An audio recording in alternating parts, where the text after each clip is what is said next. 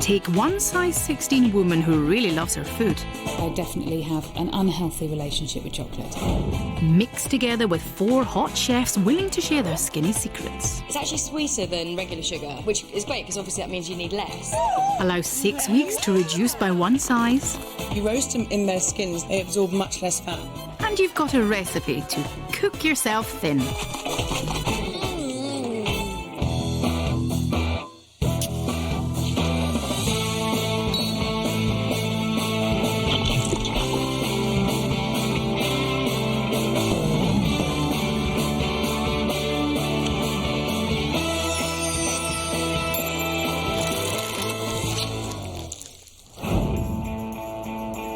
I tried the Atkins PMS diet, Weight Watchers, low GI, slim fast, high GI. It's official, diets don't work. The average Briton wastes 30 years of their life dieting, but it's not working. We're constantly obsessing and depriving ourselves to a point where we've become scared of everything we're eating. Well, stop starving yourself because diets are over. This is the show which will teach you to love your food because you can shift the bulge and still indulge. Meet our 4 cool cooks who regularly have their cake, eat it and still look gorgeous. Chef Sophie. I think diet food is just completely designed to depress you, basically. Food stylist Harry. The food that makes me probably the happiest of all is chocolate. Food writer Gizzi. I couldn't live without pasta because it's such a quick, easy way of filling yourself up. And food consultant Sal. Forget diets, they're the biggest waste of time. Just get in there and start cooking. In this series, they'll teach you to cook yourself thin. Each week, they'll be helping a disillusioned dieter to drop a dress size without giving up their favourite foods. You know, we're not namby-pambies about this chocolate business. You're either going to have it or not. And if you're going to have it, get it right. Plus, we'll bust diet myths by testing out popular slimming products, finding out once and for all if any of them work or if they're just big fat fibs. 37-year-old mum Annie Christensen has always been a classic pear shape. She's a size 14 on the top, but like a lot of women, when it comes to trousers, she's a size bigger, a 16. I hate my thighs. They're far too big and far too large. My bottom is too wide and fat.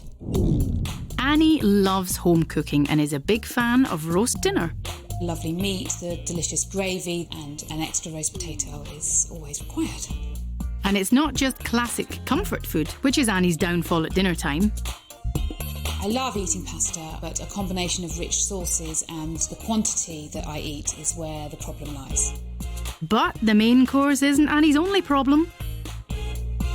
When I go out to a restaurant, I definitely check out the dessert menu, probably before I even order my main course. I've got a very sweet tooth. If I'm going to snack on food, I would tend to snack on chocolates or cakes. I wouldn't say I'm addicted to chocolate, but I definitely have an unhealthy relationship with chocolate. Annie's craving for chocolate is beginning to cause problems with the kids. I buy small chocolate bars for the children and then I eat them. She loves her sort of comfort food, you know. I mean, she loves sort of apple crumbles and, you know, as we know, she's a massive chocolate fan. I'm wondering whether the answer isn't maybe just to hit her with more flavour. We do need to teach her is how to make her favourite dishes, for example, roast dinner, and make them that little bit skinnier. Annie's roast dinner is the highlight of her week. I would eat roast dinner every day of the week if I could. But her Sunday sin is costing her almost 1,200 calories, thanks to the scrummy meat, oil-soaked roast spuds, fatty Yorkshire puds and tasty gravy. Sophie's challenge: make a guilt-free roast dinner with all the trimmings.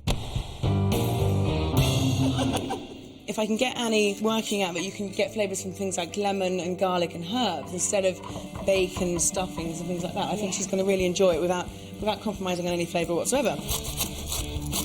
We've got some thyme and some rosemary. Chuck that in with the mix. Right, now this is where the traditional chefs, we chuck loads of butter in there. I'm just going to put a little bit of olive oil in. It's not my usual glamorous style, but I'm going to have to get my hands up the chicken's bottom, basically. Nice. And just a little bit of juice over it, and then just pop it inside. The garlic cloves in and around. So that's going to go in the oven now. Annie's a big fan of big chunky roast potatoes and stuff, which absorbs so much fat. I know, it sucks. Basically, I'm using baby new potatoes because if you roast them in their skins, they absorb much less fat. To bulk it out with less of a kind of potato factor, I'm going to do some butternut squash. Red onions look great colour-wise. I'm going to put a tiny little drizzle of olive oil. When the chicken's really starting to get nice and brown, like it is in there, put vegetables in. Marvellous. That sounds brilliant.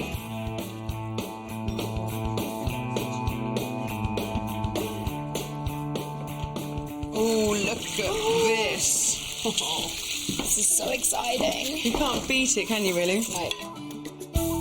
Now, there's quite a lot of fat in there, you can see that. Yeah. So I'm just going to drain a little bit of it off. Add a bit of wine to this. And basically, that's your gravy. It's so simple. Get the veggies out. Oh, they look lovely. I'm taking off the skin because the skin is quite calorific. To make this dish more indulgent, add bread sauce and stuffing. Sophie's roast dinner looks amazing, but will it pass the cook yourself thin test? Happy. Meet the bomb. Technically known as the ballistic bomb calorimeter, it's an expensive piece of high-tech equipment used by science bods to measure the exact calorie count of any food. This is how it works. Food is blended in a liquidizer, placed in a hot oven until burnt to a cinder. It's crushed to a powder, inserted into a sealed chamber, and then charged with oxygen. The food sample is then exploded, revealing the calorific content, which is 369 calories. That's almost 800 calories less than Annie's regular roast dinner. Sophie's beaten the bomb.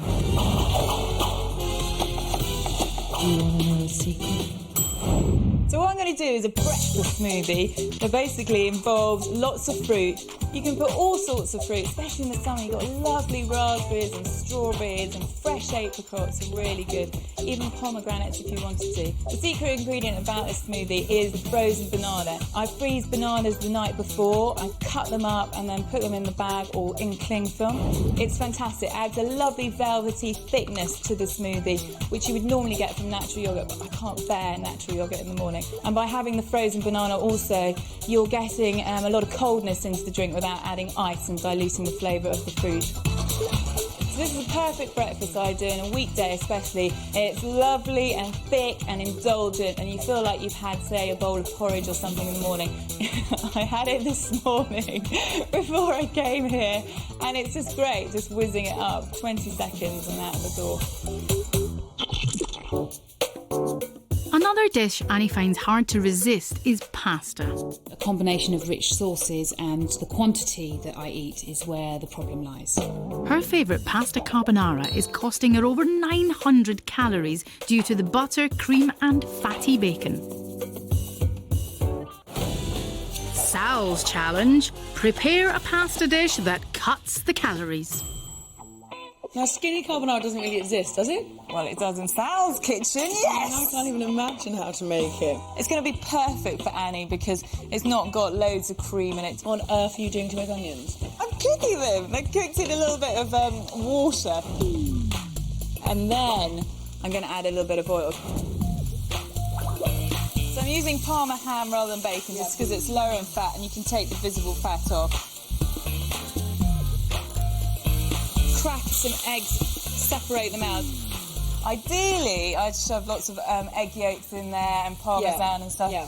But I'm just going to bring that level down. So a bit of parmesan. Yes, chef.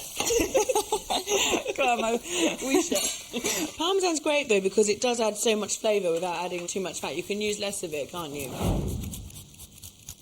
Actually, when it's grated so fine, it goes much further, doesn't it? Yeah, definitely. A few drops of Tabasco in. chives and a good handful of flat leaf parsley as well.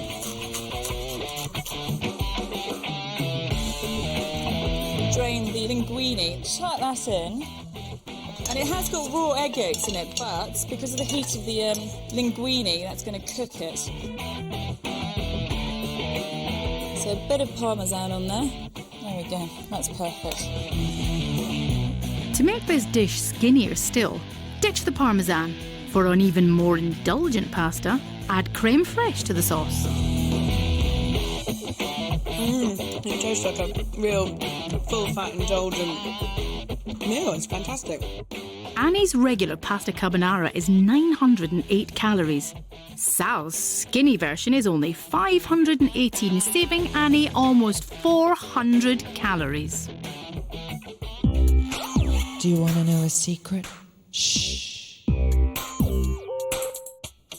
Homemade slow roasted tomatoes. They are possibly one of the most versatile things to have in your kitchen, your fridge. I mean, I actually just pick at them throughout the day, and I think they're a bit like sweets. Most people might disagree, but I think they're a bit like sweets. Add some salt and pepper, and the salt's going to help with the flavour, but also to draw out the liquid.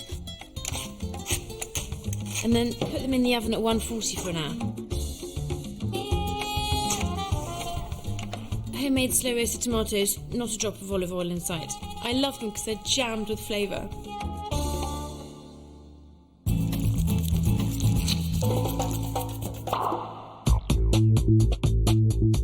In Britain, we spend over £2 billion a year on slimming products. But is it all a huge waste of money, or does some actually work? Each week, we'll look at a whole range of popular dieting products, like slimming patches, breath sprays, and weight loss drinks. Tonight, we're kicking off with a slimming CD, Weight Loss Now. Listen to it for 1 hour a day for a minimum of 30 days, and its manufacturers claim it will aid weight loss by re-scripting your subconscious attitudes about your self-worth. Cue our experiment.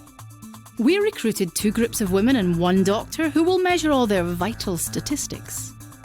Over 6 weeks, Group A will listen to the genuine product, Weight Loss Now. Go up onto the scales. Unbeknownst to Group B, they will be listening to our fake CD, packed with phrases like, I'm so hungry, I could eat a horse. But here's the twist, all our subliminal messages are recorded backwards. Find out the surprising results of our experiment later. Thank you very much.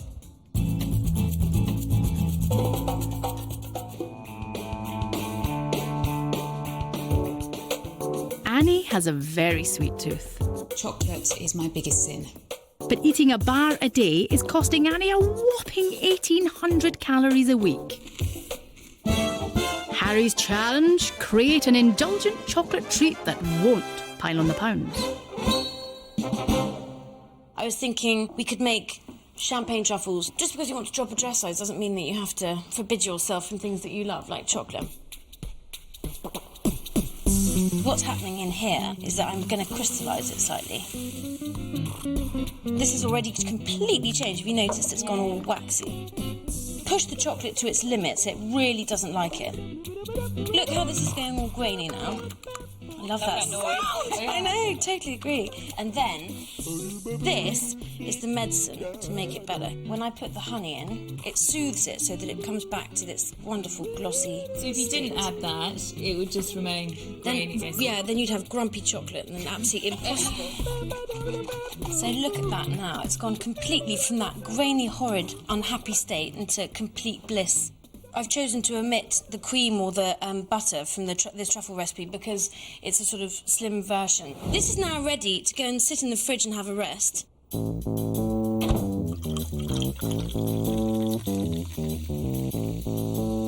Right, now, this has been setting for about half an hour. Cocoa powder, please, Sal. Roll up your sleeves and you get involved. Now, okay, quick. This is fast action stuff.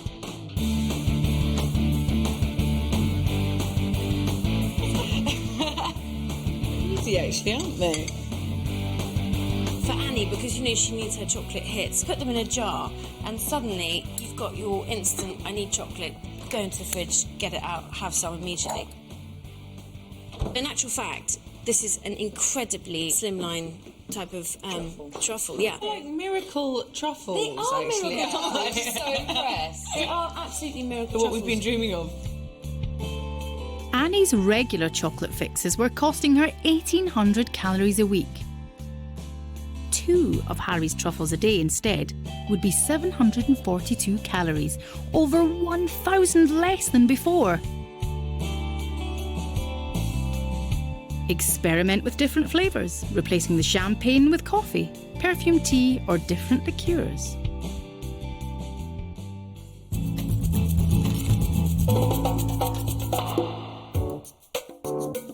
Annie needs help cutting down on her sweet treats. When I go out to a restaurant, I definitely check out the dessert menu, probably before I even order my main course. An apple crumble can be costly in the belt department thanks to the crumble packed with butter and sugar, plus the creamy custard. Gizzi's challenge: create a skinny knockout crumble. Would you weigh out some flour for me? Okay. Butter is obviously really high fat, but this is going to be going between 6 people. So using the best tools in the kitchen, which are these little bad boys. Fructose sugar, have you ever used this stuff? Never, ever. I'm really fascinated. It's awesome. It's actually sweeter than regular sugar, which is great because obviously that means you need less. I'm going to use the fructose in there as well and whack the porridge oats in as well, just give it a mix up. Orange. Zest it first. Now for the real naughty bit of the crumble. Calvados. It's a brandy that's derived from apples, and I've got some cinnamon here. To make it truly mould, some mixed spice. I'm going to make a really nice thick layer of fruit. There's going to be a substantial amount of crumble topping, but I'm going to cut back on it just a little bit. I like your reasoning a lot. That makes a lot of sense. Bit of sprinkling. Medium oven. I'm not putting it into a high one because remember there's fructose in there and it could scorch. I'm going to make something in place of custard. I'm going to make a vanilla creme fraiche with a bit of a kick. Vanilla pod, take out all of the seeds. Creme fraiche in with the vanilla. So should I just mix that in then? Yeah. It's so pretty. Teaspoon of sugar. Calvados. Well, Annie is definitely not being shortchanged here. No.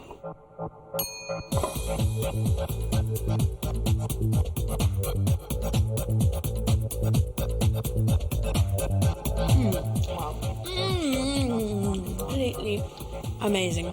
Annie's regular apple crumble and custard is 542 calories. Gizzi's skinny crumble with creme fraiche is 296 calories, saving Annie almost 250 calories. The girls pack Annie a hamper of tasty ingredients. Over the next 6 weeks, she'll be cooking herself thin with the recipes, plus other snacks and treats. With high hopes of Annie dropping at least 1 dress size, the girls welcome the chance to hit the shops to find the perfect dress. I think this is quite pretty. Will she be able to fit into a size 14 or a size 12? But first, the results of our slimming CD experiment. We're buying more of them, but do weight loss products actually work? This week, we put Weight Loss Now to the test. Costing £22.99, this CD contains hidden messages which claim to work on the brain's subconscious mind, aiding weight loss.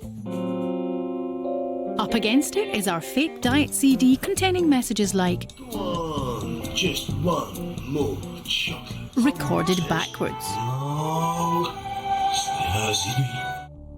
For 6 weeks, half of our guinea pigs unknowingly listened to the fake CD and half used the genuine product. Here are the surprising results. Thank you very much. On the real weight loss product, the women lost an average of 1.5 pounds. I have really watched what I've been eating, and it's all to do with having the CD and having the thoughts. I thought I heard the word crisps, and after that I just didn't crave them anymore. But wait for it. In our little test, the women on the fake product did better. They lost an average of 3.5 pounds. It probably is all in the mind, and if you want it to work, then it will work. So our fake product beat the genuine one. The fact that the group who were listening to the fake CD lost slightly more weight than those who were on the proper product really just goes to show that it's actually a nonsense. I don't think there's any harm caused by it. You just maybe lose a few hours of your life listening to it. When we put the results to the manufacturers, they said that the CD does work when used in conjunction with a calorie-controlled diet and a regular exercise programme. Looking at our results, we think you'll lose more pounds from your wallet than your waist. 6 weeks ago, Annie Christensen had a passion for stodgy puddings, rich pasta and fatty roast dinners. Our chef's aim was to satisfy Annie's cravings and renew her love of food. She took on the recipes and got back in the kitchen, but 6 weeks later, did it actually work?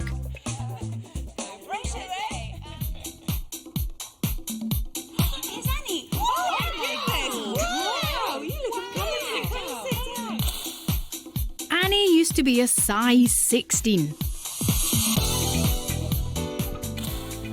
But after cooking herself thin, she's dropped 9 pounds and an amazing 2 dress sizes to become an all-over size 12.